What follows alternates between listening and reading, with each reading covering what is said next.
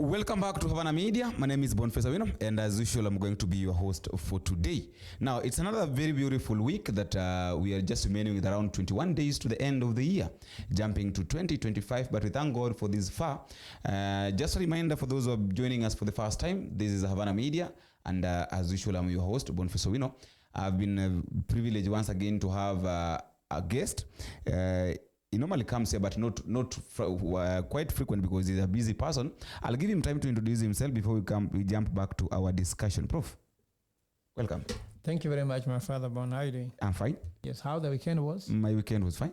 Okay. Yeah, Sunday, of course, Saturday, I was in some wedding, and then Sunday's service, so it was nice. Yes, for me, Saturday was interesting. Actually, I left my house at 3 a.m. in the morning. Drove all the way to Kitale. We had one of my friends who was paying dowry in Kitale in a place called Kwanza. And the ceremony went very well. Then I drove back to Nairobi, arrived in house again, something like 2 a.m. in the morning. Of course, slept a little bit, then went to church, and then caught up with family. Then I had to sleep a little bit again because I'd worked for day without sleep, night without a sleep. Then again, a day without a sleep, then night without a sleep. So for 48 hours, I never went to bed.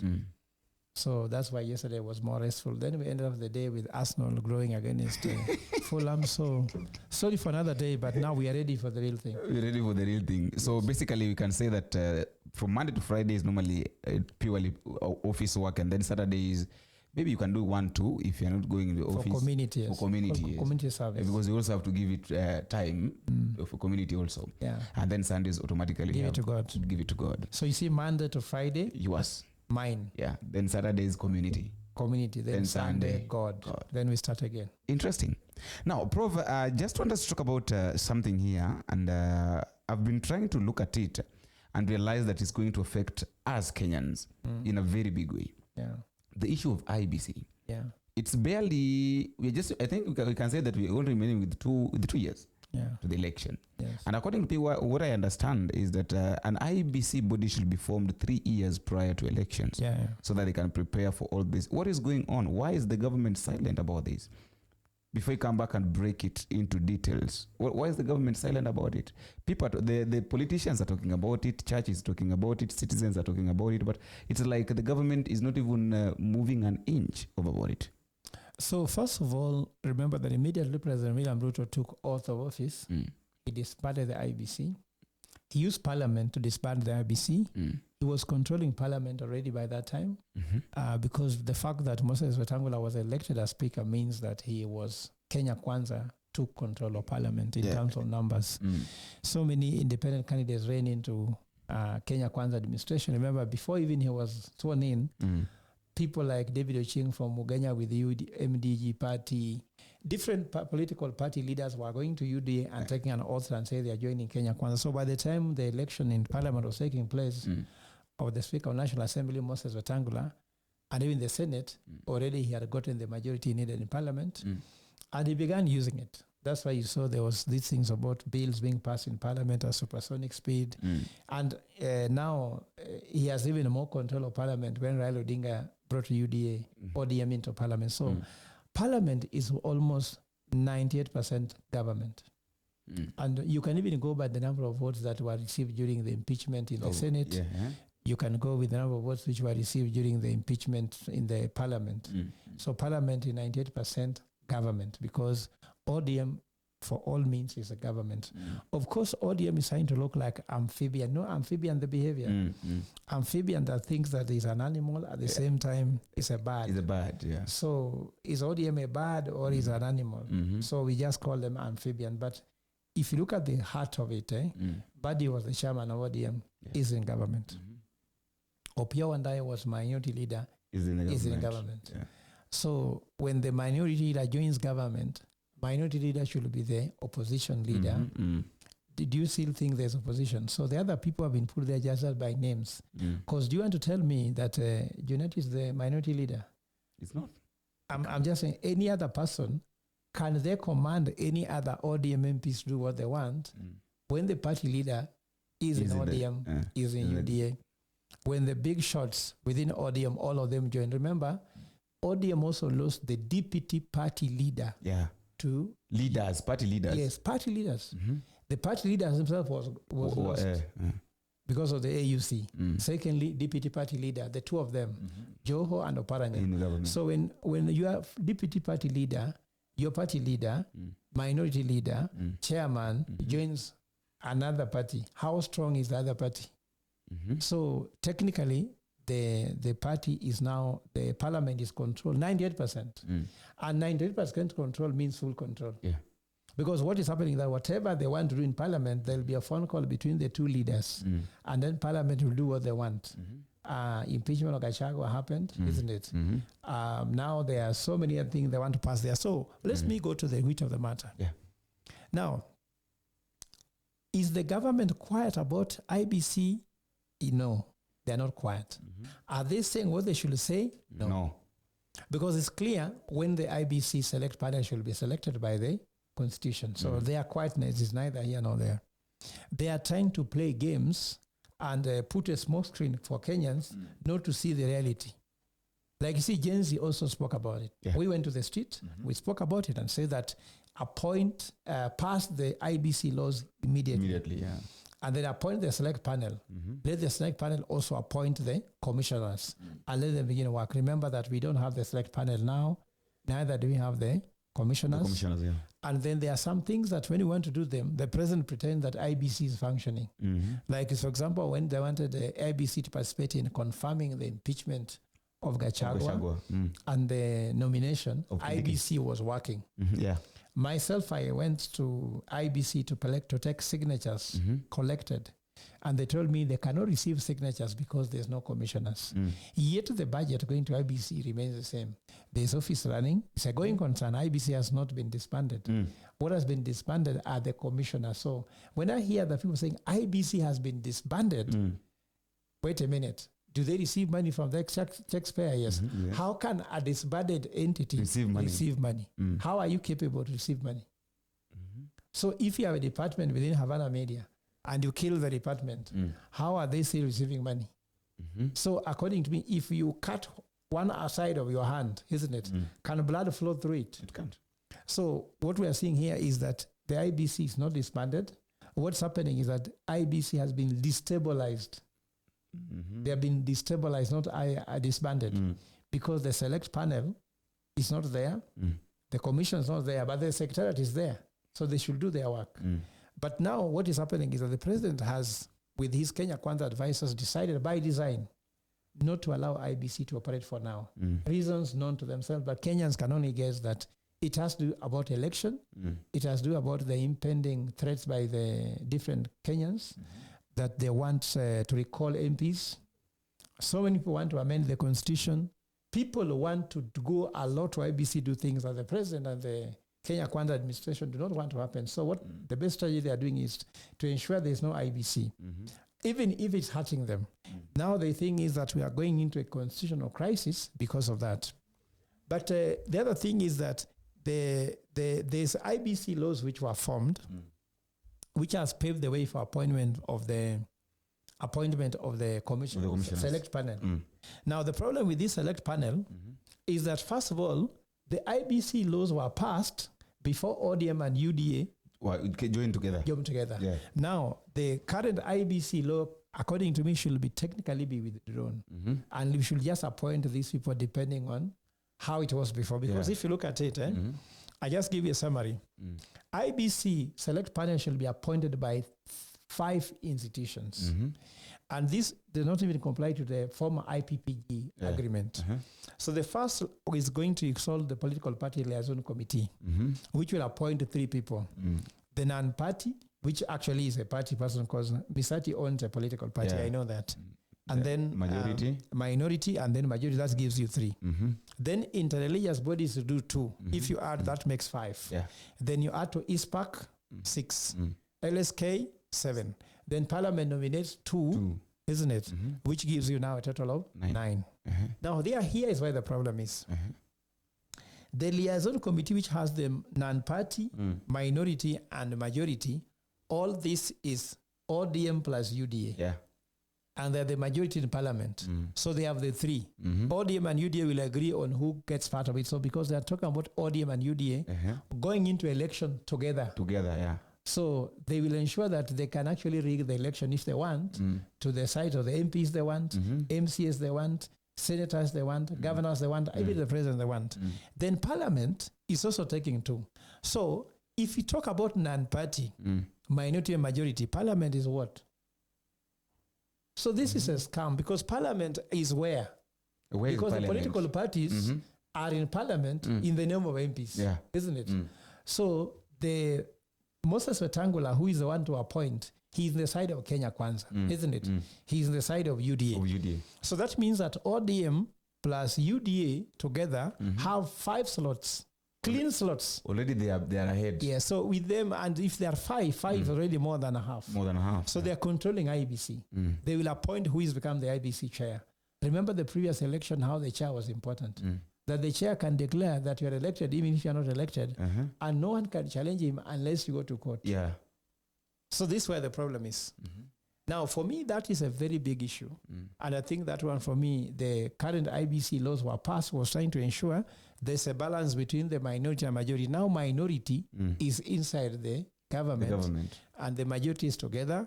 Non-party is there. And Moses Wetangula will be there.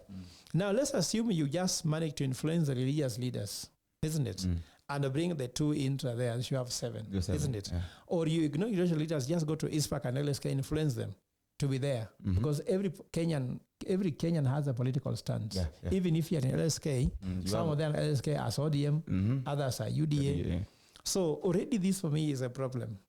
But when you put that aside, the problem about restructuring IBC is deeper than this one. This is the surface issue. Why am I trying to say so? First of all, there's a book I wrote, Strategic Thinking, Dynamics of Political Parties in Africa. And they illustrate what constitutes the independence of any electoral body. And I came up with 9 criteria. I don't know if I can remember all of them, but I can mention some of them because of time. Okay. First is financial independence. These people's budgets are passed by parliament, isn't it? And passed by parliament also is the executive that gives them money. So last time they spent 44 billion shillings, isn't it? The fact that they are not financially independent means there's no independence. That's why they were disbanded by parliament. If they were independent, how can parliament disband an institutional independent body? So they are not independent. So even the word IBC, independent, should be removed from that word. It's what we call Electoral Boundaries and Review Commission. It shouldn't be independent. Yeah, because everything in Africa that begins the word independent means it's not independent. Anything that begins with republic is not republic. Or anything that begins with democratic. It's not democratic. So like we have Democratic Republic of Congo, isn't it? How democratic is the Republic of Congo?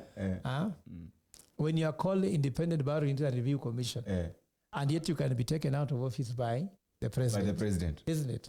So there is no independence IBC. They need financial independence. They also need physical security. You know, the fact that the president, the one that sends the military or the police to protect the chair, it means if the president wants to withdraw the security, they can withdraw the security. So if you are not physically secure, let's say Boni become the chair of the IBC Commission, and you have been told that Fred Ogola is the president of Kenya, and you're supposed to read that, and then they withdraw your security. Will you read I'm the president? If I'm the IBC? Yes. And then they have withdrawn your security. Yes. Will you read? So the fact that you have no physical security takes away then tenure, security of tenure. If you don't have security of tenure, also you're not independent. For example, if you saw what has happened, they threw out the Cherera 4, isn't it? How independent are they? If you have security of tenure, you should not. Also, they should also be having independence in any review of laws they want. IBC should be able to come with a law to review to improve the constitution or review the electoral process. They don't have those powers. So IBC, by very many means and measures, is not independent. And they should remove the word independent. Let us just know this is a scam, and let us work with this as a scam than to pretend it's independent And it's not independent. The structure doesn't allow it to be independent. So we have to structure all these things so that IBC has a way to raise their own. Actually, another thing is that IBC should have a way to raise their own resources and raise money for their own operations. They are not allowed. According to PFF Act, Public Finance Management Act, they have no way they can raise their own money. They rely on the money from the exchequer. So there's a lot of things which is ongoing here. So that's the first thing which is wrong. The second thing which is wrong with this thing, now let me ask you, if the liaison, you see this liaison, political party liaison, they usually meet in Naivasha. Do you know how Misati could have gotten this position? You treat these people. First of all, you pay their fare to go to Naivasha, isn't it? You pay for them an hotel because these are people electing you. You know, non-party will pick people who are not political parties to vote for you. Minority will also go there. Majority will go there. So how you get these positions, you must be elected by the people who are voting. In Kenya, people behave like a call box. You know what a call box is? You drop a coin, is when you speak. Is when you speak. Yes. Kama hujaongea, the thing doesn't work. Like when the coin ikiisha, yes, inaisha. So these people operate like a call box. You drop the coin, you talk. So these people like Wakina Misati, those people mentioned here, they spent money to be elected.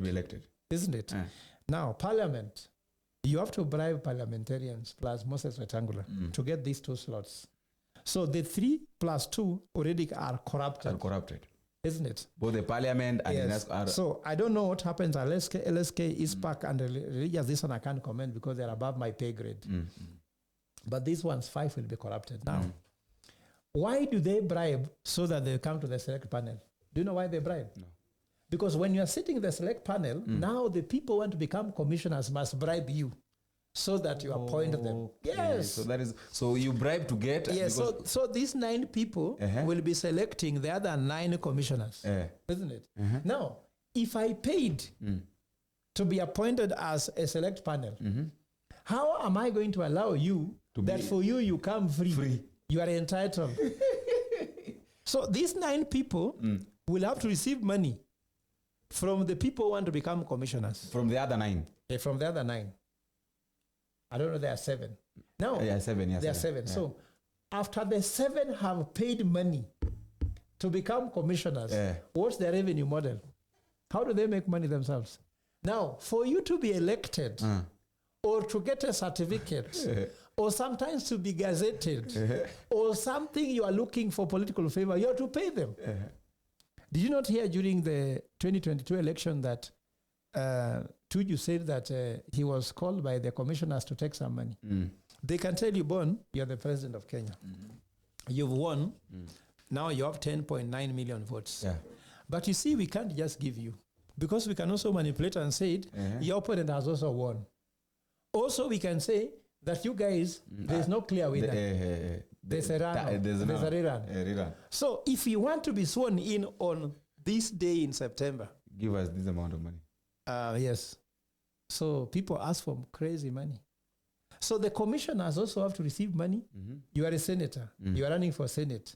They tell you, if you want to be the one to be the Senate, you have the numbers, but now, Bana, give us this. Governor. For example, Sakaja did not have a certificate to become a governor, isn't it? Now, he could go to IBC and tell them, man, take 1B. Gazette me. As a UDA candidate. So, you are seeing what's happening. Now, the select panel has bribed to enter the select panel. Commissioners want to come in. They have to bribe the select panel to be allowed to be commissioners.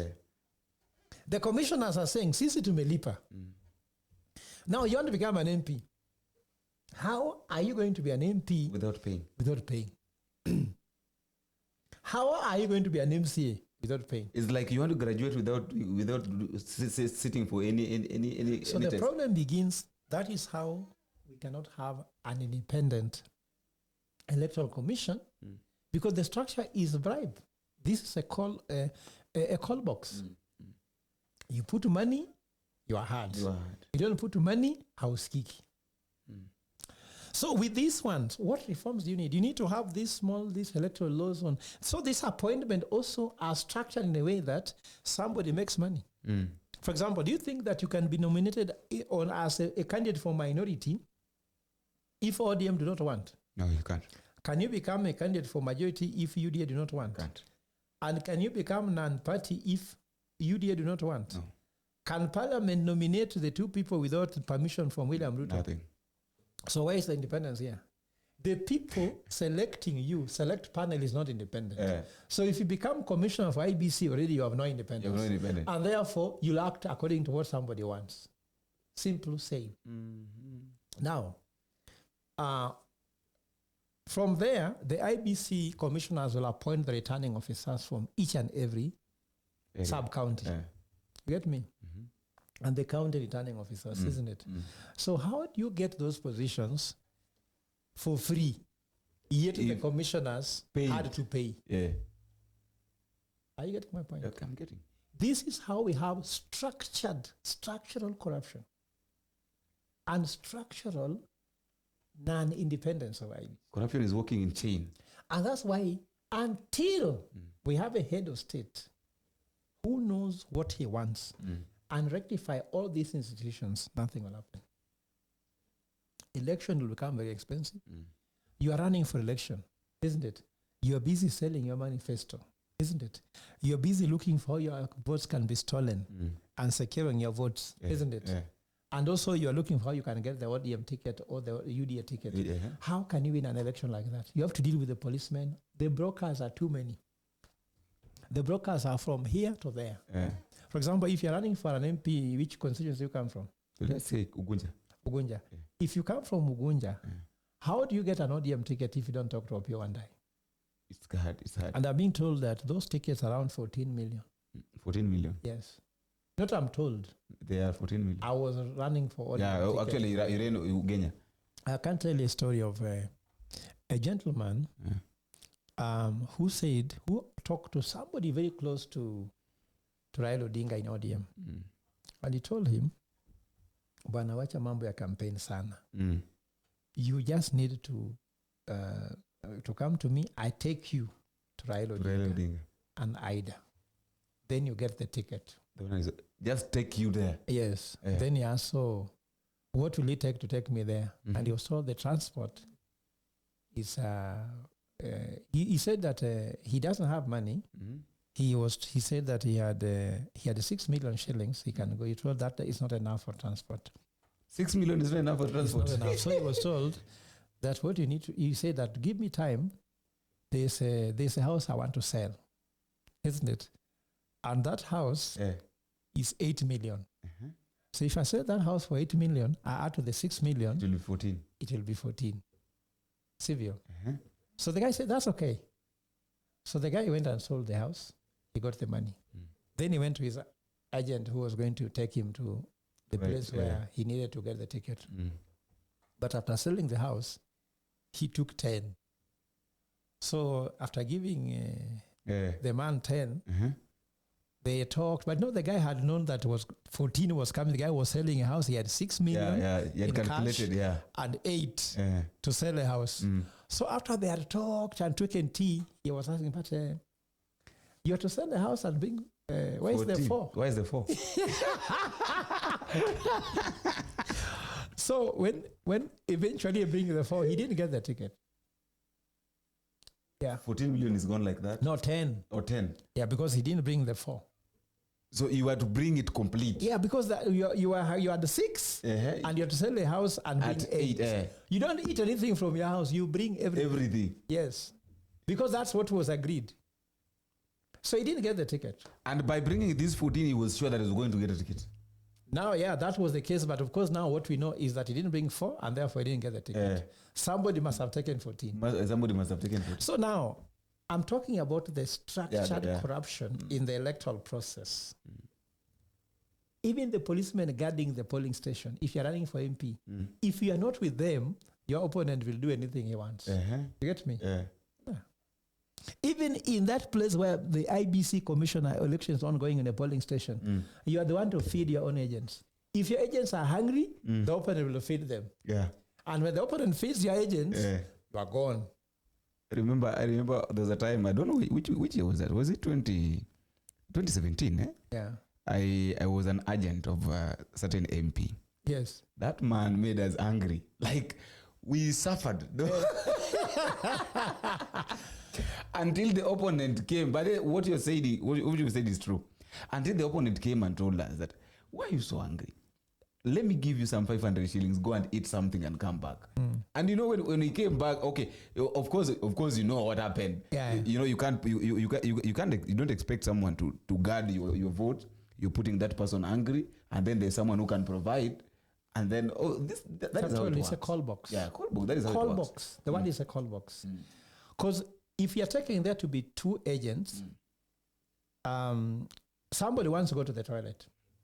If you're one, you cannot sit. For example, votes start being, close the polling session. Actually, votes being cast from 6 a.m. in the morning. Yeah.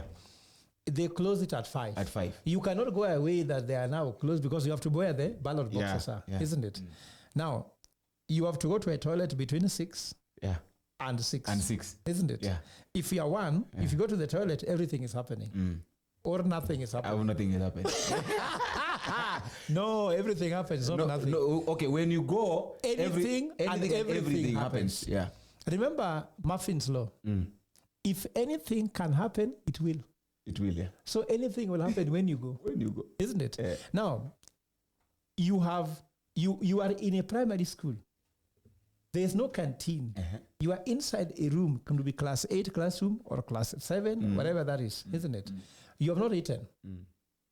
How are you going to continue guarding these votes?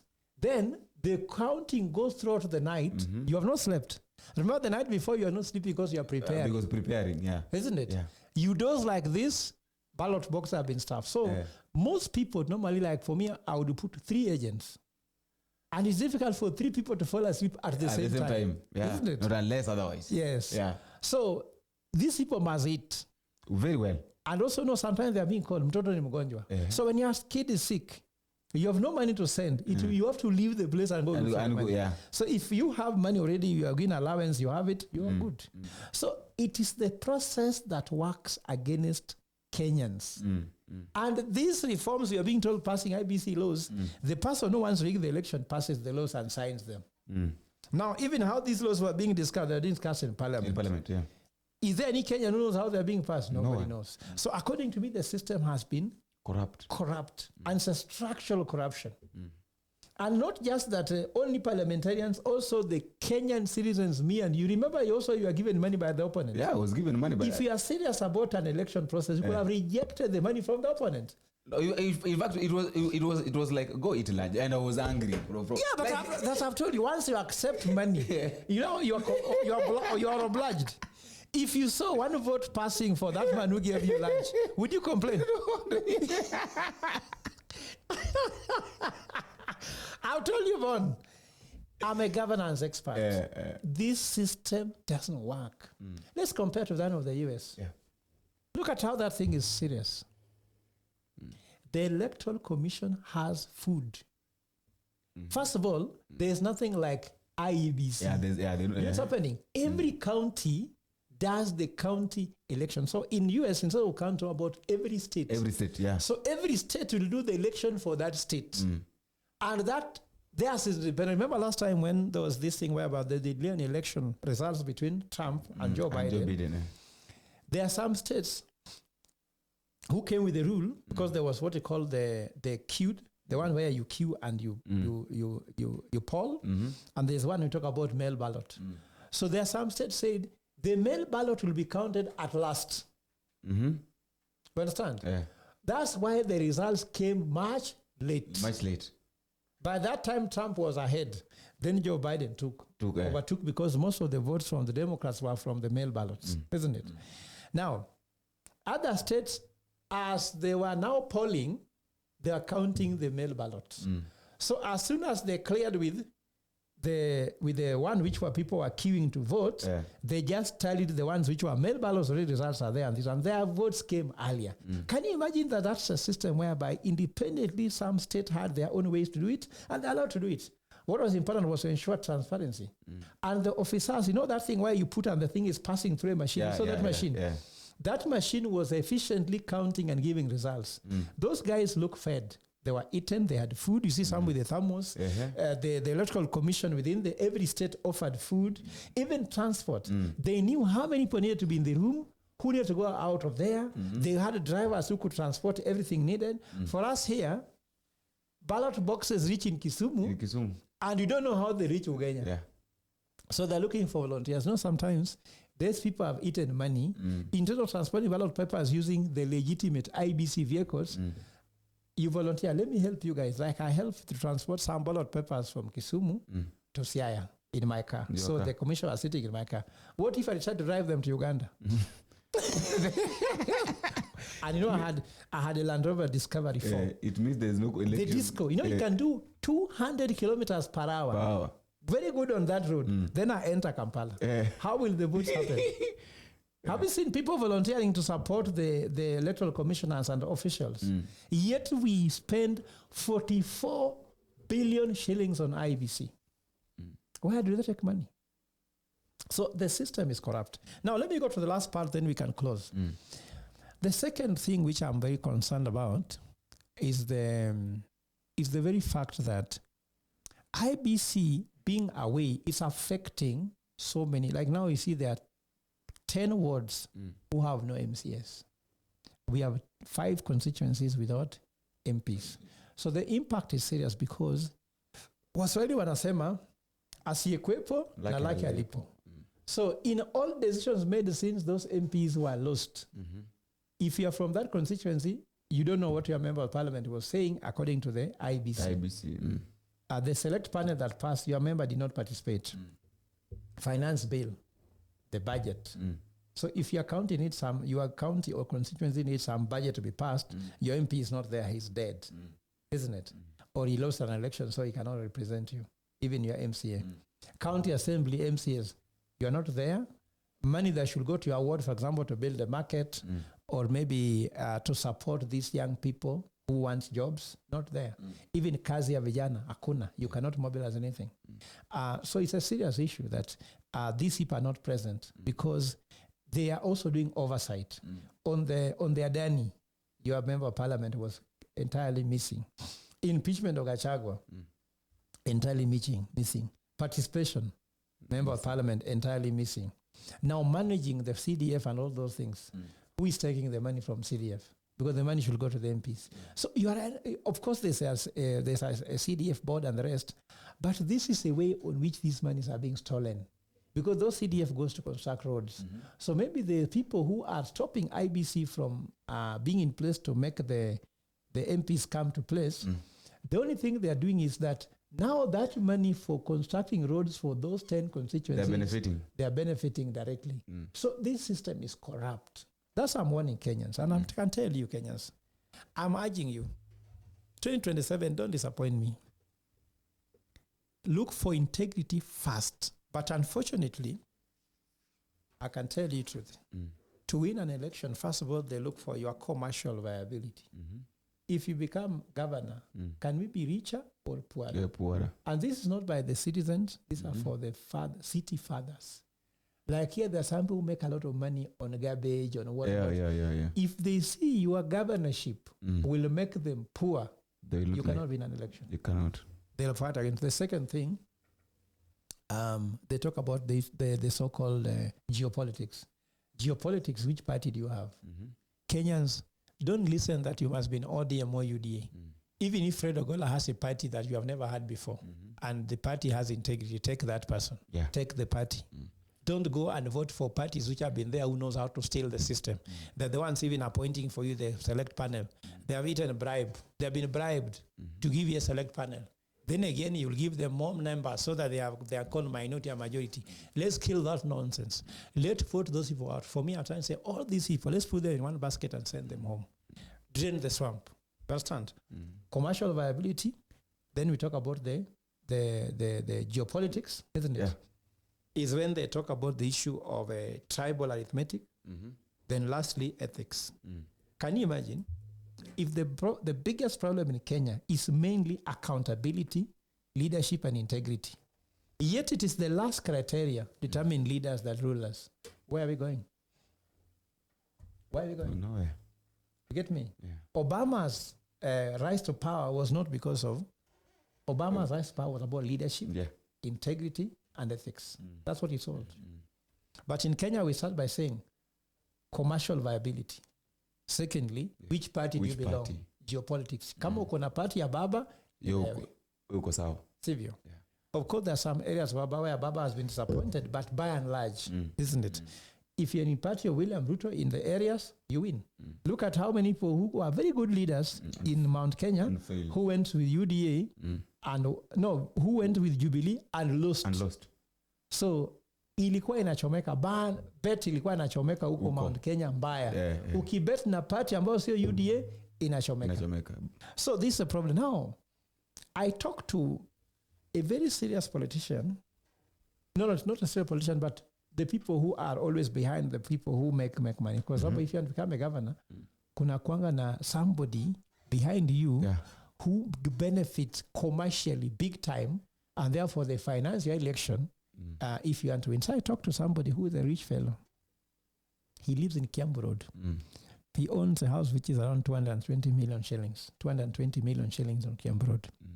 So I asked he lives in that house? Yes, I was asking my brother, why don't you guys help us get Baba kwa preso? Baba, at least Baba bana. There are so many things that Baba is not good at, but at least Baba cannot go this route of Kasongo. No, this Kasongo, mwana weo. This is too much. You know, it's just gone off the place. But I think Baba, with all the things you can say, more or less, más o menos in Spanish, more or less, isn't it? Comme si comme ça. He can at least steer us to a direction. The guy told me, Professor, I can tell you, we love Raila Odinga. Even in Mount Kenya, we love him.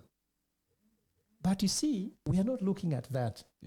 And he told me, when he left Kibaki and campaigned for Uhuru Kenyatta, he used to live in Muthaiga. You understand? The economy became bad. He started living on Thika Road. So he moved from a Muthaiga house to a house in Kasarani. So it means that Uhuru's candidature was not commercially viable in the first term. You know, the first time Uhuru ran and lost against Kibaki. When Kibaki came over, he moved from there to Kasarani from Muthaiga. So when Kibaki came up second time, he supported Kibaki and he came back to Muthaiga. So you're asking me, I also went with Uhuru, I remain in Muthaiga, isn't it?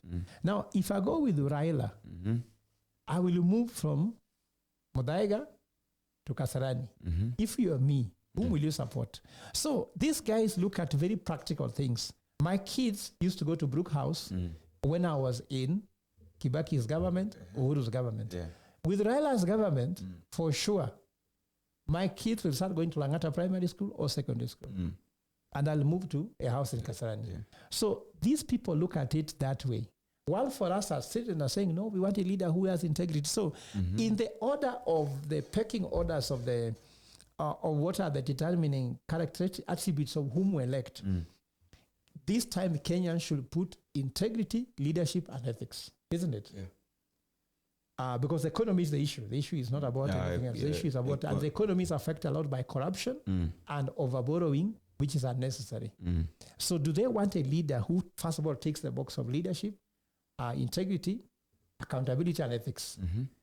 If you give that weighting of 90%, so that 90% of leaders we are getting have that, we shall rectify the country.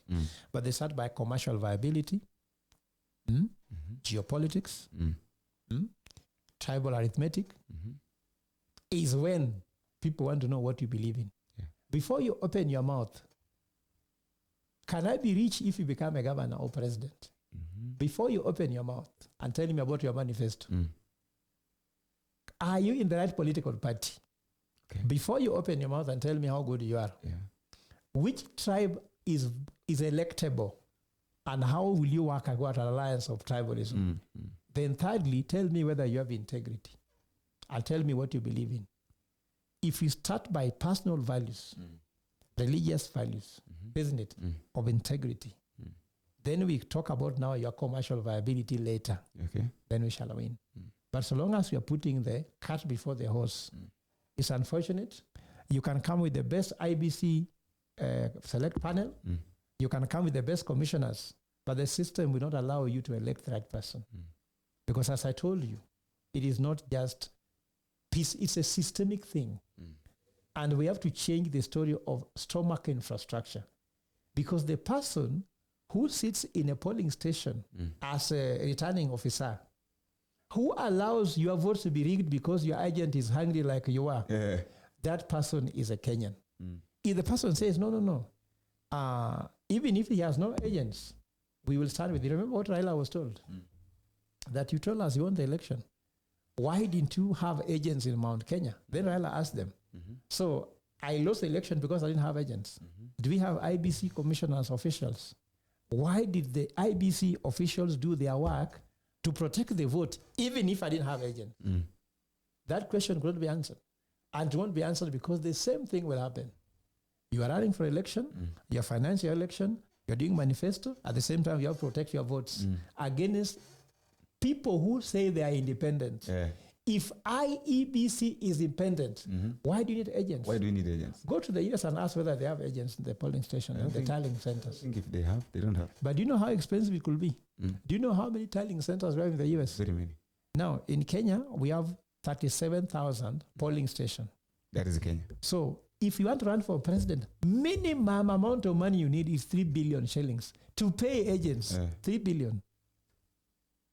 Then when you become president with that money, how do you run without integrity? With integrity.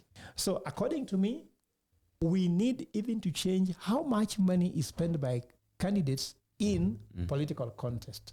This law was there, MPs rejected it. They are still postponing the implementation because they believe that the people who have money, the wash. That's why you're seeing Parliament has more wash people, but no intellect to look at economic issues, finance bill, budgeting, laws being passed in Parliament. How can you pass a law that is being challenged in court and is being declared unconstitutional?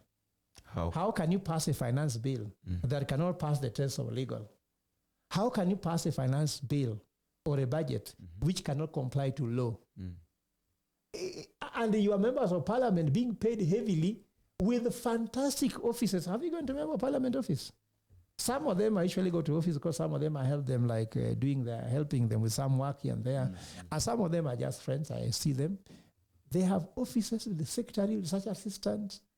How do you, with all those resources, pass a bill, pass a law, pass a finance act, pass a budget which does not comply to the Constitution? Which Fred Ogola, with nothing, resources, goes to court, challenges successfully. That's why we need to bring leaders on meritocracy. Leaders who are practical about the solutions they propose for the country, not giving us business models. Kenyans don't want a business model. Kenya wants food on the table. They want a healthcare to work. They want the education system to work. They want to be able to retire, to go for holiday. Kenyans want to have a decent life. They don't want economic model. Your model have it. That is yours. Yes. Bon, when you buy a Mercedes-Benz, do you want to know how the engine is built with which technology? You just know, you turn it on. See, it's like me. I only know how to start the car, to hold the steering, to hold the brake, and to konyaga mafuta. How the mafuta is running, which transmission system are we using? Me, I don't know. You don't know. Kwanza, when they tell you this part is that part is in my car? Me, I don't know the part is in my car. Me, I just know that there are two. Start the car. Stop the car. Control the brake. Kanyaga mafuta. And drive. The rest I don't want to know. The car is moving, isn't it? Telling me your windscreen looks like this so that I don't know when there's a wind passing by. I don't want to know. Me, I just want the car to go. So Kenyans don't want to know those very complex ideas. I don't know. We are using, mean method to determine which who can get, I don't know what funding model, or I don't know